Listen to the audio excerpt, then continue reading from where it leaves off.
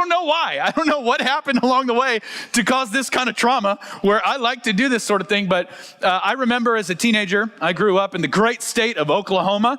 And while I was there, I know. While I was in Oklahoma, there was a church in Tulsa nearby, a really successful church called Guts, G-U-T-S. And every year they hosted this event called The Nightmare. And basically it's a hell house. Have you ever been to Hell House before? Some of you guys? Okay. For the uninitiated, let me tell you what this is like, okay? Hell House is where you pay money and you get a ticket and you stand in a massive line and you're greeted at the front of, it's put on by like a church or a ministry, okay? So this church, what they do is you stand in this massive line, and then at the end, when you come to these double doors, there's a guide that greets you. And he's enshrouded, and he's got like a little, like a lantern with him. And he says, come with me, I'm gonna take you on a tour through the nightmare. And so he walks you through the double doors. And you see, it's like you see just kind of like innocuous scenes, right? Like harmless scenes. There's, a family sitting at a dinner table in one room. You walk in and you kind of looking around at this family as they're having dinner. And then he's like, continue with me as we go through life. And he starts to walk through, and then maybe there's a graduation or something like that. And you see this graduation taking place. And then he's like, let me take you into another room. And then all of a sudden he takes you in this next room and the lights go off and you're looking around and you're like, where did the guide go? I know the guide is in here. And then the music starts, right? And you start to, the room starts to fill with fog. And you're like, I know he's in here. Where's the guide at? And then you hear the chainsaw. And you're just running for your life. You can't see anything. You start to feel around. You're trying to make your way through. A door opens. And now come on in. Welcome to church. We're glad you're joining us here today. Can you kill the music? They're going to think this is a cult. Okay. They already left. Tell First Baptist we said hi. Okay. So as I was saying, we didn't think through that part. If you've ever experienced anything not like that, but if you've been to a hell house before, come on in. If you've ever been to something like this before, it really rattles you, right? Like you were there and it was like a totally normal scene, and then all of a sudden it's weeping and gnashing of teeth, right? It's totally dark. The guide is nowhere to be found. They got the haunted music on. You can hear the chainsaw ripping up in the background. You're just feeling around trying to find, where's the door at? How do I get out of here? And then the lights come back on and you're like, we're fine.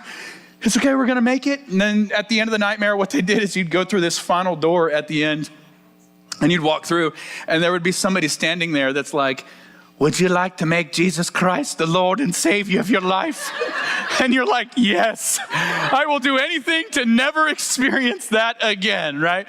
I don't know if you've ever felt this way before, but this is kind of akin to me to like, you start with a guide and you're kind of feeling around, trying to make your way through life, and you're trying to, you're doing your best to find the exit or find the next room. Now lights come on, you feel like it's crystal clear and you can make some decisions and you know what's going on in front of you until the lights go out again. And then you're left kind of fumbling around. I don't know if you ever felt this way before, like in life, where when you start this relationship with God, you're baptized, or you join a CG, or you come to a church service and it feels like he's so present. The guide is right there. And you kind of follow him and you know exactly what it is that he's calling you to do. And you know the sins that you need to start uprooting from your life. You know things you need to start changing, all the things you need to start fixing. But then all of a sudden, it's like life goes dark at some point. It's like something happens. This is the human experience. Something happens, things go dark, and you're fumbling around and you're like, God, I know you were just here. Like I felt you Sunday morning. You were right there. And then all of a sudden it's like, where do I go? Where's he at? What's up? What's down? What's the exit? How do I get out of this season? How do I get out of this thing? Until the lights come back on again and you're out of Sunday morning, you haven't experienced the Holy Spirit. You're like, oh, he's right there the whole time. There he was. I knew you didn't go off until you hit the next valley, right? And then it's like light shut off. You're fumbling around. Anybody feel this? Is this not like the flow of life, right? And so the question we're looking at here today in this series, Ever Wonder Why, is why does it feel like sometimes God is distant? Why does it feel like sometimes God is distant? What's up with that? That's a perplexing question because, isn't like God everywhere? Isn't God like omnipresent? Isn't he all the time, always available, always present. Like he desires relational closeness with you, right?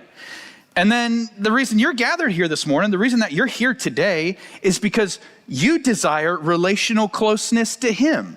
So if he desires closeness, he's everywhere, and you desire closeness, why is it that we feel so far off sometimes? Are you getting the dissonance here? What's going on? That's why we're asking this question here today. What is happening when you feel like God is distant? If you've ever asked this question before, you're in some really good company, like in this room here. In fact, this past week, I went back to Oklahoma to see some friends of mine that I hadn't seen in years. They were part of the first ministry that I was at, first church that I served at, a couple named Brian and Stephanie Meister. And Brian and Stephanie, as I remember them, they're just so full of life. They just a godly couple. The last 15 years, though, has really taken its toll, particularly on Stephanie, because they have been trying for a child for the last 15 years. And in the last year or so, they've done IVF, they've done all the different doctor stuff along the way, and they haven't been able to conceive. And when I saw Brian, it's been a little bit since I've seen him, but Brian looked more or less like Brian. All of us, our hairline is a little further back. We're all not as fast, not in as great a shape as we once were. But when I saw Stephanie, my heart broke a little bit because I could tell it's like the years of the distance with God have really taken their toll on her. Like the smile is not quite as bright. The light in her eyes isn't quite the way it was before. And as I talked to them, I just discovered that the last year, it's felt like they have had to choose their faith instead of their faith being some kind of a feeling. And when you got to choose that sort of thing, it's really hard. Why is it that God is distant sometimes? Why does it feel that way? Well, if you've ever felt this, like I said, you're in good company in this room, in this world. There's people that are battling with this well. But also the scriptures speak to this in some really candid ways. I'm not making this up. Look at what it says in the Psalms. Psalmist says, Psalm 88, I cry to you for help, Lord. In the morning, my prayer comes before you. So first thing I get up in the morning, I just start praying, God, I know you're out there. I need your help. Verse 14, but why, Lord, do you reject me and you hide your face from me? Like, can you imagine trying to talk to your spouse like this? You're like, hey, I've got a really important thing. I've got a need. And your spouse is like, they hide from you. It's not helpful. When you feel this way, when you don't have the proper lens to view this through, it can really conjure up some weird things. You can start to believe that you've done something wrong. You can start to believe that they don't care. You can start to believe that they're apathetic to whatever it is that you're going through. You can start to believe that maybe they're against what it is that you're going through. What exactly is happening here? Scriptures, again, they speak to this pretty candidly. Not just David here, but think about Jesus. Jesus is in the garden and he's praying for any other plan. He's like, God, I know what tomorrow holds. And if there's any way I can get out of this, I'm begging you, God, let's go with plan B. Not my will, though, but yours. And Jesus, when he's crucified, he utters those famous words straight out of Psalm 22, my God, why have you forsaken me? So CLife, think about this for a second. If King David felt the distance between him and God, the man after God's own heart, and Jesus Christ, the very Son of God, felt distance between him and God. Don't you think that it may be part of the human experience for us to at some point feel distant from God? Does that make sense? Like if these champions of faith, if they dealt with it, certainly we would too. Now I say that not to dismiss what it is you've gone through, because I know that we're touching on a wound for some of you here, touching on a bruise. I get that. I'm not minimizing that. I'm just saying, perhaps you could look at it in a different way, that you're not alone, that other people are going through this as well and have gone through it and will continue to go through it. So I can't possibly speak to every scenario that's in this room, but I want to go through a few biblical examples as to why you may feel far from God. And we're going to laugh along the way. You might cry along the way. I just invite you along for the journey here because I think that this will be really beneficial to your faith here today. If you're a note taker, this is a great one to take notes in. If you're not a note taker, this will be useful for the days ahead. So I encourage you, if you want to punch it in your phone or something, this really could help you. So Write this down. Possible reason number one that you might feel a little distant from God is that maybe somewhere along the way you've over-sensationalized what it means to be close to God. Is it possible that somewhere along the way you've over-sensationalized what it means to be close to God? Now, I grew up in a charismatic church, grew up in a Pentecostal church, kind of split time between that and a Baptist church. They were different experiences. And I remember going to my Baptist church and saying, man, this place is dead. Like, this is boring. I can't engage over here. But I would go to my Pentecostal church, and when I walked in, you got people twirling flags, you got people shaking on the floor, you got people raising their hands, they're speaking different languages. I'm like, this is nuts, but it feels alive, Like, is there a middle ground somewhere? This is totally how I felt when I'd walk in. It felt like the presence of God was over here big time because they're so alive. And, it's a little bit akin to, did anybody grow up going to youth camp? Anybody here go to youth camp? Yeah, I've spent the better part of 10 years in student ministry. I love youth camp. I'm not knocking it. But there's a lot happening in those experiences. There's a lot. And you kind of need to call spade a spade here. Like, when we say that we are searching for the presence of God, oftentimes what we're looking for is the youth camp experience, right? We're referring to the feelings. We're referring to the goosebumps. I want to feel the presence of God. That's what we say when we want to feel the presence of God. And at youth camp is valuable. I'm a believer. All my kids will go to youth camp every single year for the rest of their life, I hope. Youth camp is an amazing experience. But on the last night of camp, hey, you're dog tired, you're crazy tired. You stayed up every night of the week. You've made these friendships that you're maybe going to have for the rest of your life, or at least for the rest of the week. You've got these friends that you're in it together, and the thought of having to go back to that household where mom and dad have all those rules, and you're in the crowd and you're singing worship anthem after worship anthem after worship anthem about how faithful God is. You're in the crowd and your eyes are just, they're shooting water out, You're crying and you're like, I don't even know why, but it just feels like God is so present, There's a lot happening in those moments. There's a ton happening. And to say that that's kind of like, that is what it means for God's presence to be there, I don't buy it. I don't think that's the only way. I think that, in fact, that's not the rule. That's the exception to the rule. Those experiences are few and far between. They happen, and they're important, but you can't build your life off those. That's not realistic in the journey of faith. In fact, I think about Elijah, preached on Elijah this summer, and so this may feel fresh to some of you. This may be like fresh on your brain, a good reminder for you. But in 1 Kings, it talks about God's presence. And when God shows up to Elijah, he tells him that he's going to pass by. And look at all the ways that God, this passing by is manifested. It says this: behold, the Lord passed by, and a great and strong wind tore the mountains and broke in pieces the rocks before the Lord. So Elijah's looking around, and he's like, gosh, God is here in earthquake. He's here in the wind. And it says, but God isn't there. And after the wind, there's an earthquake. So Elijah's like, this is it. God's made himself known in the earthquake. But he's not there. And after the earthquake, it's a fire.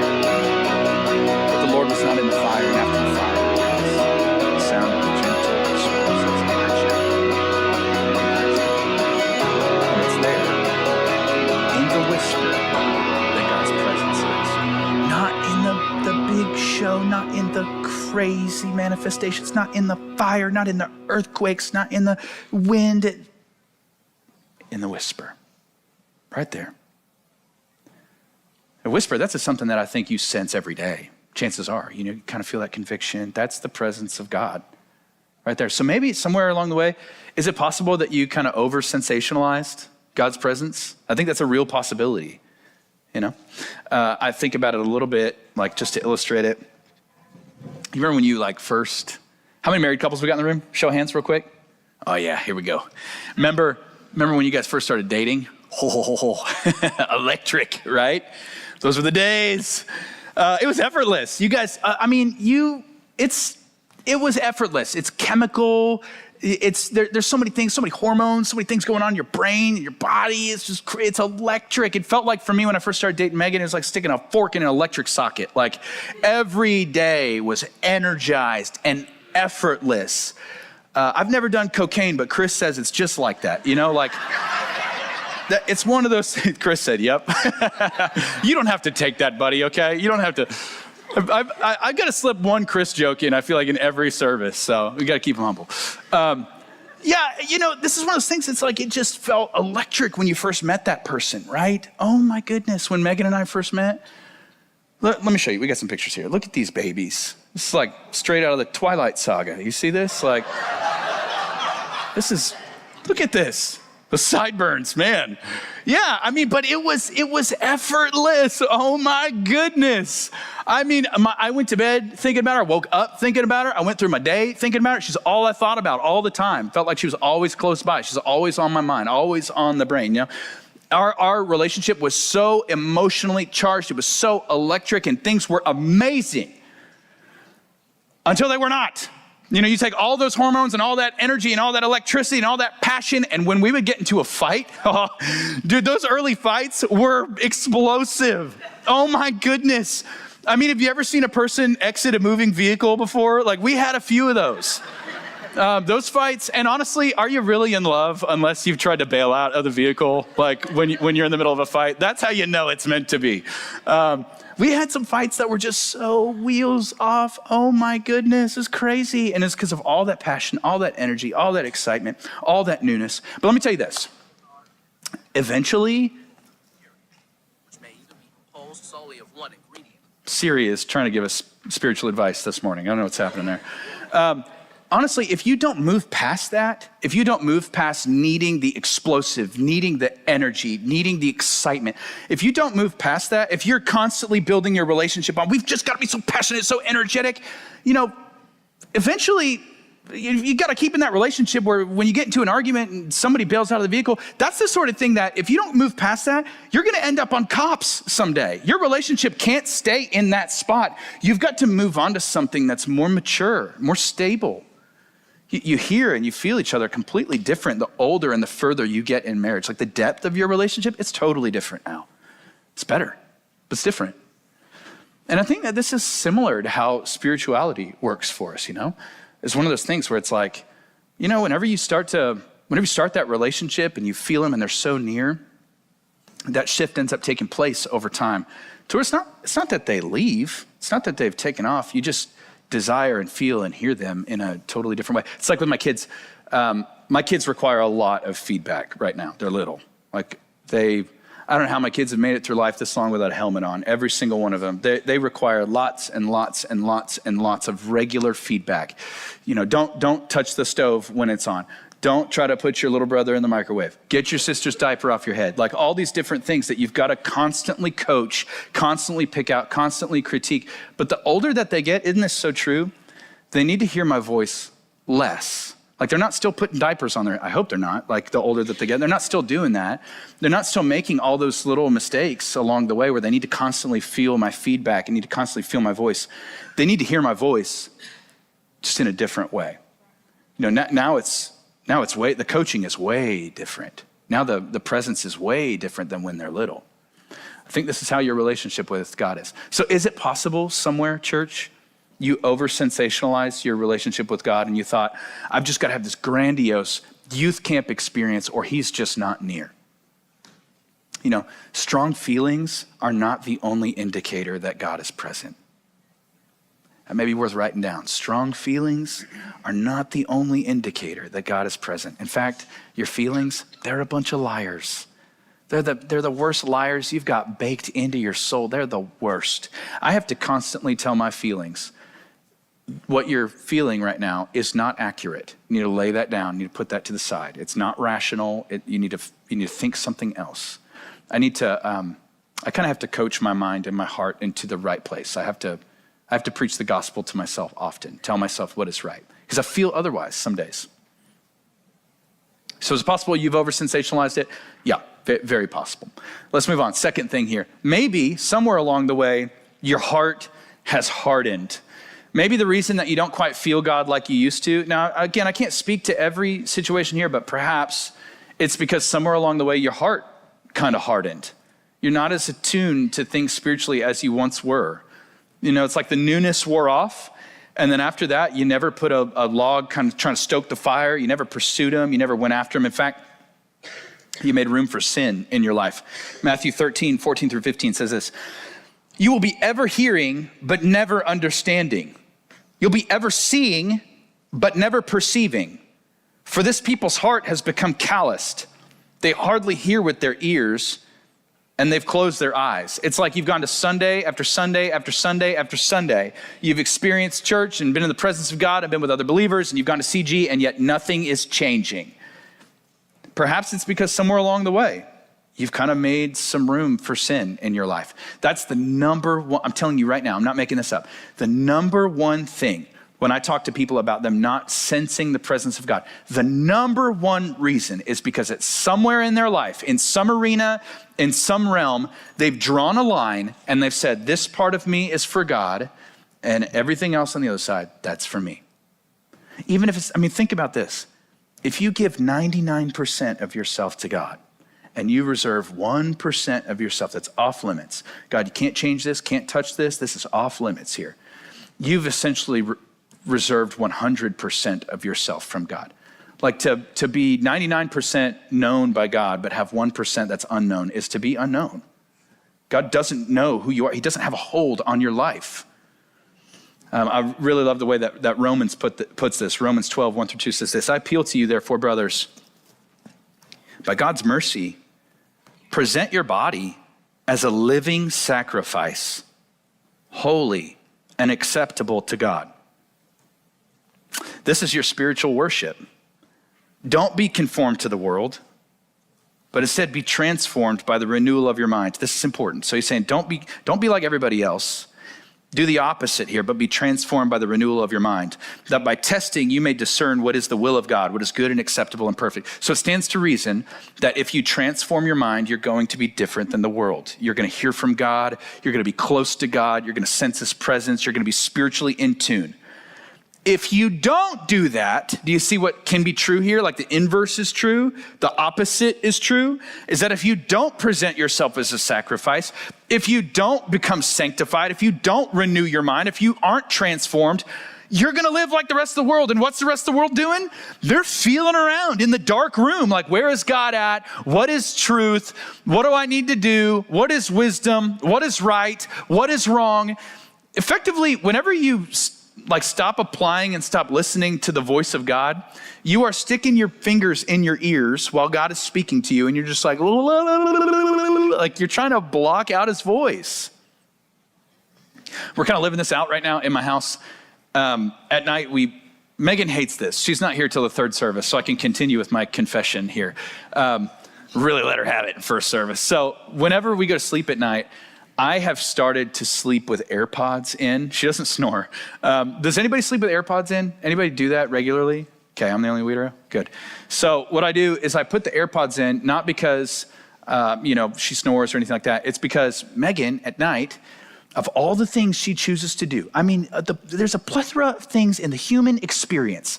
The thing she chooses to do is at night, she puts on a show on Netflix or something like that, and she makes a bag of popcorn. Like, this is like a nightly thing. Popcorn, of all the things you could eat at night, why not yogurt? Why not ice cream? I'm great for that. But instead, she's got to choose the crunchiest, poppiest, when she eats at night, she's laying in bed, she's watching Netflix, she's just, she's laughing and stuff. And I'm sitting here and I'm just laying in bed like, all I want to do is sleep. For the love, would you just let me sleep, Lord? And so what I've started to do is I've started to put AirPods in at night. And I love it because the AirPod Pros that came out a few years back, they've got a noise canceling feature on them. And so what I'll do is I'll put the AirPods in, that's layer number 1, AirPods in, and then I'll turn noise canceling on, that's layer 2, but I can still hear the incessant crunching, hush, hush, hush, that's happening, like a foot from my frontal lobe, like it's right there in my ear hole, right there. And so what I'll do now is I'll turn on brown noise. We got any other brown noisers in the room? Anybody? Yes, you've heard the gospel of brown noise. It's incredible. Basically, you've heard white noise. It's too high pitched. Brown noise is this. Oh, it's a gift from heaven, people. In fact, can we turn on a little brown noise? Miles, do we got some of that? Huh? Now don't go to sleep, okay? Stick with me here, okay?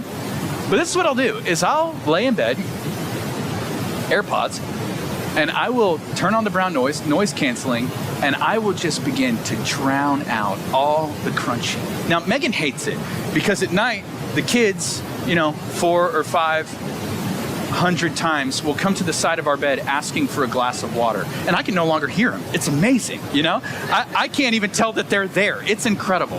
And so they've figured out when they see the AirPods and they got to go around the bed, they got to bother Megan. And so Megan hates it because I'm not aware of what's going on in the house. The house could be burning down. The kids could be, lighting fireworks and drinking Mountain Dew till 3 a.m. I can't hear it. That's a sacrifice I'm willing to make for some sleep, okay? I'm willing to roll the dice on these things. But she hates it because if somebody breaks into our house or something terrible happens or somebody steals our lawnmower again, I'm not gonna hear it. I can't hear any of that. It's amazing, But this is a little bit of what it's like when it comes to the spiritual walk with God. It's like you're turning the volume up on all the things of the world. When your heart gets hardened and you start to settle into sin, you start to make room for sin, and the voice of God starts to get drowned out.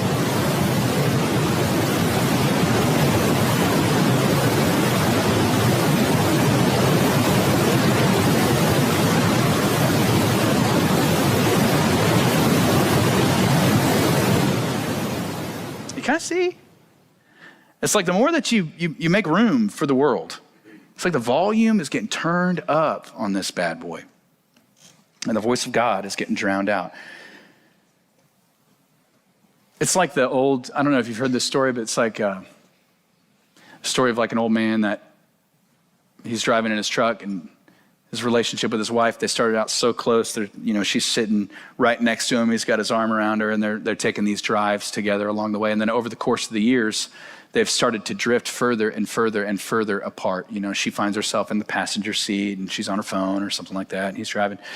And at one point she looks over at him and she says, "What happened to us? Like we used to, everywhere we'd go, your arms wrapped around me, we were so close." And he looks at her and he just says, "Honey, I never moved. I'm still in the same seat, driving the same truck that I've been driving all these years. You're the one that moved."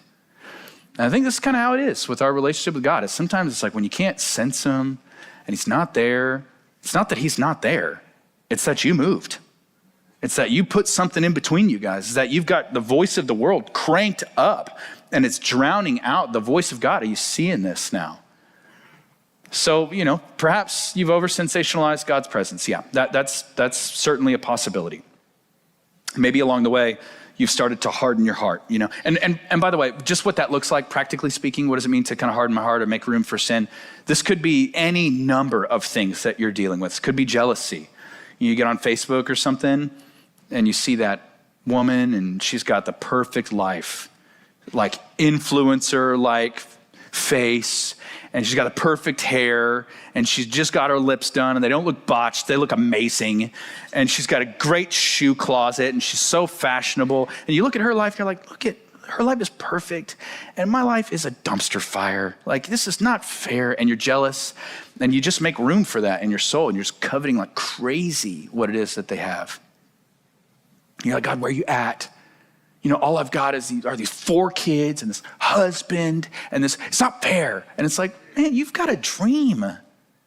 And somehow you've drowned out the voice of God and all he's doing. You've just heightened what it is the world's got going on. Perhaps this is resentment. Somewhere something started out as like a resentment of a family member or a spouse. You've just made room for it in your life. You normalized it. And so now you feel distant to them. And as a result, you feel distant to God too, Can't hate people and love God. The math doesn't check out on that. This could be any number of sins. I'm not just talking about you had an affair or you're doubting God's existence, or you're devil worshiping. That's not what I'm saying. This could be anything that is driving a wedge between you and your faithfulness to God. Okay, so maybe you've over-sensationalized. Maybe somewhere along the way your heart got hardened. Let's wrap up with this here. Maybe, again, I can't speak to everything, but maybe, just maybe, what it is that's taking place is that God is just trying to draw you in a little deeper. God's just trying to take you to a new level. in your relationship with him. I love what Paul said when he was preaching the gospel in Athens. He said this, Acts 17, from one man, he made all the nations that they should inhabit the whole earth. And he marked out their appointed times in history and the boundaries of their lands.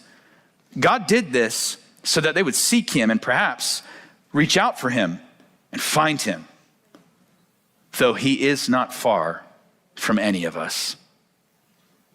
I love this. It's talking about God's approach to relationship with humanity. And God created us for a relationship, but he didn't put us in a headlock in order to keep us close. Like God leaves it up to your volition and your choices and your decisions. You can be as close as you want to God. And we know that from other passages in the Bible that God is continually seeking us. We know that God is constantly searching for us. But the question is, are we doing the same? And if God is hiding, if God is... Jeremiah 29:13 says, you will seek me and find me when you seek me with all your heart. If you're feeling like God isn't as close as he used to be, and you're like, he's playing hide and seek with me. I've looked everywhere and I don't know where he's at. Maybe look a little harder, because in my opinion, when God hides himself from us, it's not because he wants to be hidden, it's because he wants to be found. Like he does. He is the worst hide and seek player of all time. Like he is a little bit, he's like my kids. Have you ever played hide and seek with your kids? They're the worst, Like you'll go to play hide and seek and you'll walk through the house and you'll see the curtains moving, right? And you'll see toes underneath the curtains and you're like, okay, dead giveaway. There's one there. And you'll walk over by the couch and the cushions on the couch are all propped up and you'll see like little eyes underneath and they're doing their best to kind of hide themselves, but there they are. It's apparent. You'll walk through your house and let's say you do pass by your kids. But if they're anything like mine, if I do miss them, if I do walk by, they'll be in the corner like, over here. They'll make a noise because they can't stand it. They want to be found. And I think that this is the same way with God. It's not that he's an expert at hiding. It's not that he's trying to stay far from you. He's trying to draw you deeper. He wants to be found. He loves to be found. You see him in your everyday.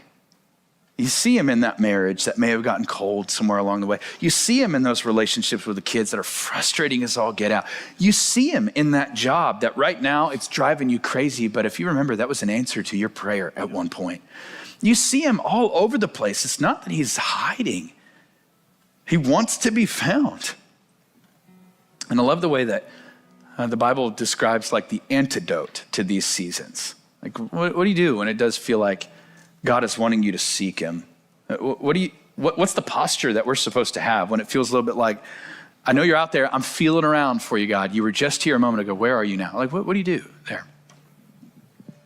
And I love the way the Bible speaks to this. Look at Psalm 77. Yeah, it says this. I cried out to God for help. I cried out to God to hear me. When I was in distress, I sought the Lord. So that's where we've been at, right? That's what you've experienced. I called out to God, at night I stretched out untiring hands, and I would not be comforted. I begged for it, God help me, but I would not be comforted. Will the Lord reject me forever? Will he never show his favor again? Has his unfailing love vanished forever? Has his promise failed for all time? Dude, this is like the script of your heart. You've thought this 1,000 times. I know you have because I have. Is this it, God? Have you walked off? Is this the final straw? Did I do something to scare you off? Did I finally screw this relationship up? I knew it was only a matter of time. I've looked for you and I haven't found you. Where are you at, God? Man, I've been through seasons like that too. I've been through a bunch of those. What's the antidote? What do you do?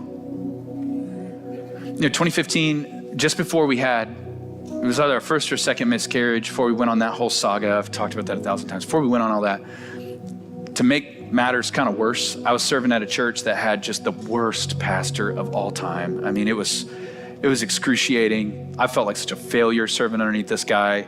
It was just a terrible experience. And I prayed that God would get us out. And so meanwhile, Megan is miscarrying and all these things are happening. It felt like our household was falling apart.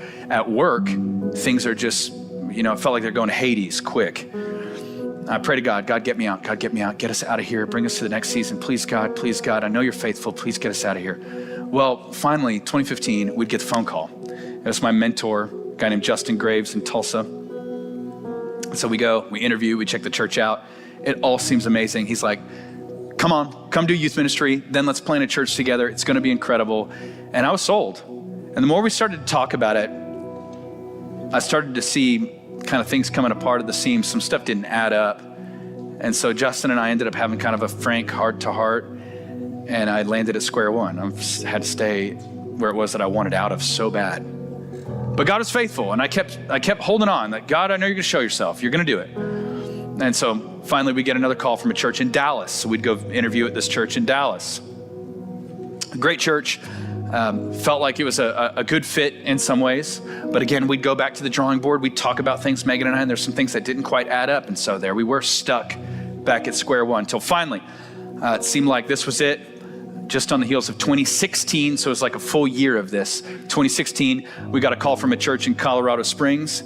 We interviewed up there and we accepted the position. I signed the contract, we inked it, we were headed for the mountains. And the day I signed the contract, Zeke, my son, he got really sick, and we ended up in the hospital. And through a series of events, horrible week, terrible week, through a series of events, we would talk to this church, we'd talk to our home church that we were currently serving at, and just some things weren't working, and I ended up burning that relationship with that church to the ground. I mean, it was an awful circumstance. I'll spare you the details.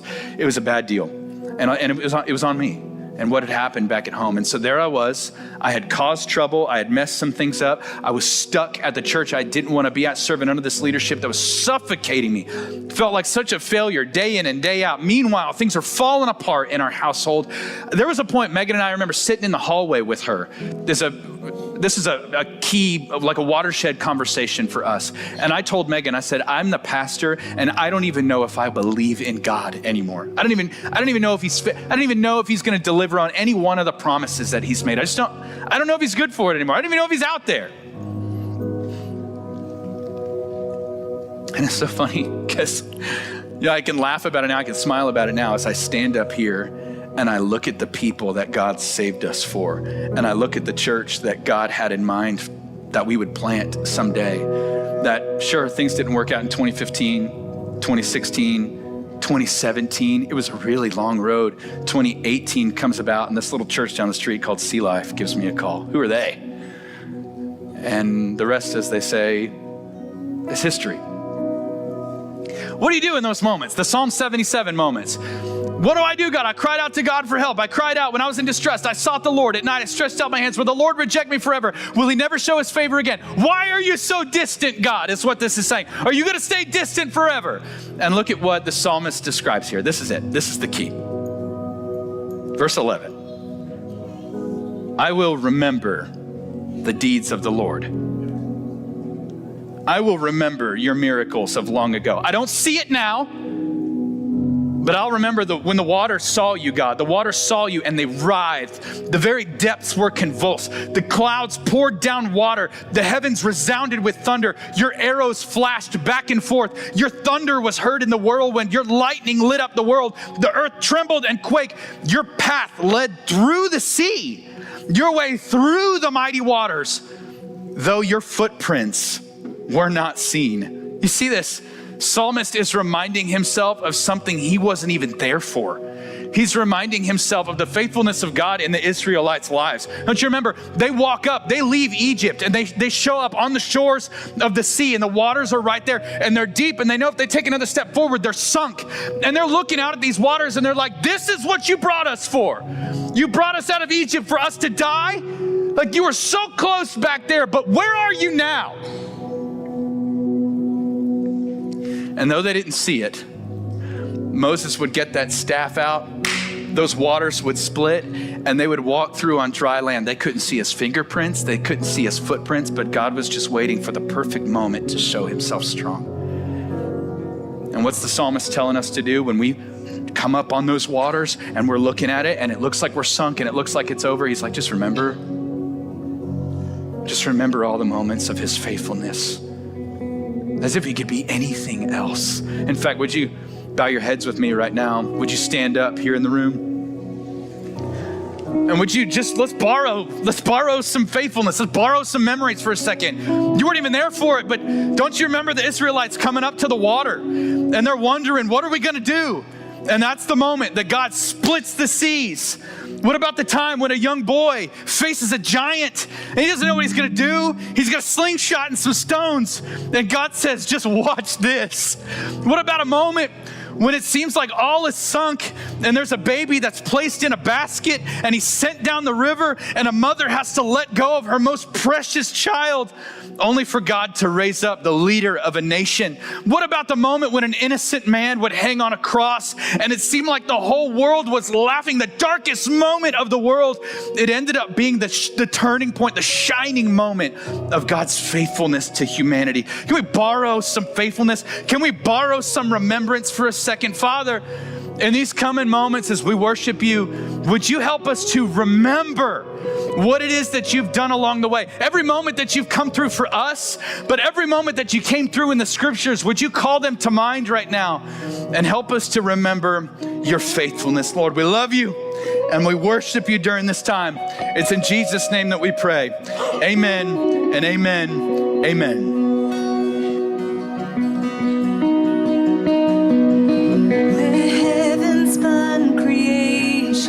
His pride and adoration, treasures woven by his love. His careful hands, they hold us safe within his promise of calling and of destiny.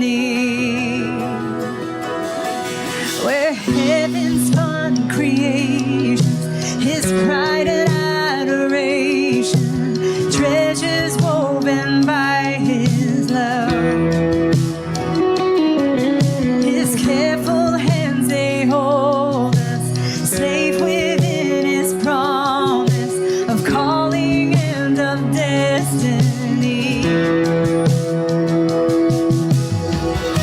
And I will sing of all you've done, and I'll remember how far you carried me from beginning until the end. You are faithful, faithful to the end. A father's heart that's full, a never-ending story of love that's always chasing me. You're chasing me. His kindness overwhelming and hope for me unending. He's never given up on me. And I will sing of all you've done, and I'll remember how far you carried me from beginning until the end. You are faithful, faithful. Come on, church, would you sing that to He's faithful. And I will sing of all you've done, and I'll remember how far you carried me from beginning until the end. You are faithful, faithful to the end. Until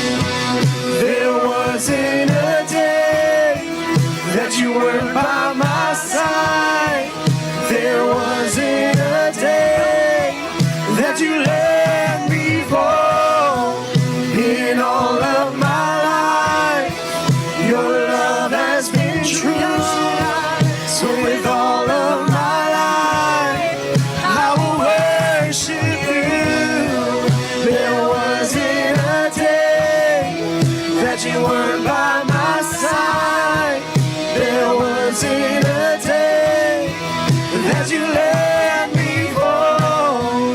In all of my life, your love has been true. So with all of my life, I will worship you. I will worship you. Oh, yes, we will. Yes, we will. Yes, we worship you. So worthy, Lord.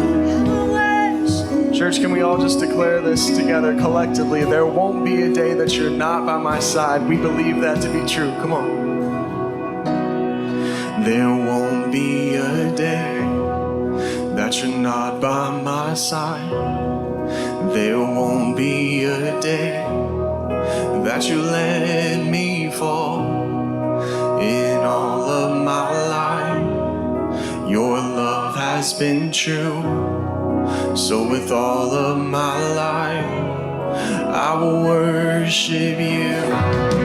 And there won't be a day that you're not by my side. There won't be a day that you let me fall. In all of my life, your love has been true. So with all of my life, I will worship you. I will worship you. I will worship you. I will worship you. I will worship you. Church, do you agree with that? That our God is faithful in every season, every moment.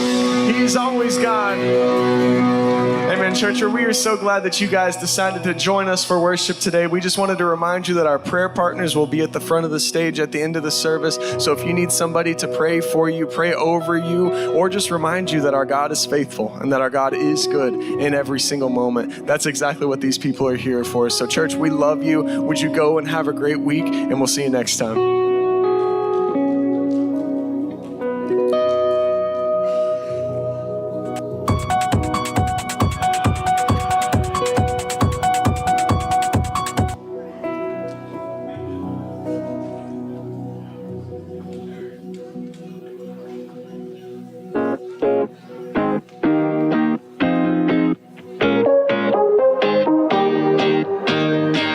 Honestly,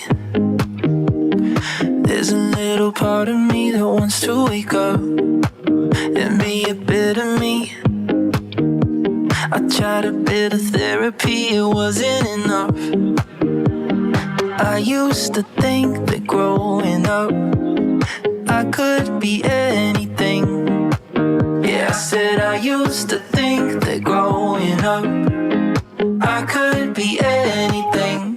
But I didn't get smarter like mama said, 'cause I didn't go to college like all my friends. And I still don't have a dollar to pay my rent. But everything's good, yeah, everything's good. Quality, I just wanna feel the way that everyone should. Yeah, aren't you proud of me? Proud of me. I can fake a smile just like you said that I would. Oh yeah, oh yeah. I used to think that growing up I could be anything. But I didn't get smarter like mama said, 'cause I didn't go to college like all my friends. And I still don't have a dollar to pay my rent. But everything's good, yeah, everything's good. And I can barely focus for 10 minutes. And I guess nobody noticed when I was 6. Yeah, I'm a little broken and can't be fixed. But everything's good, yeah, everything's good.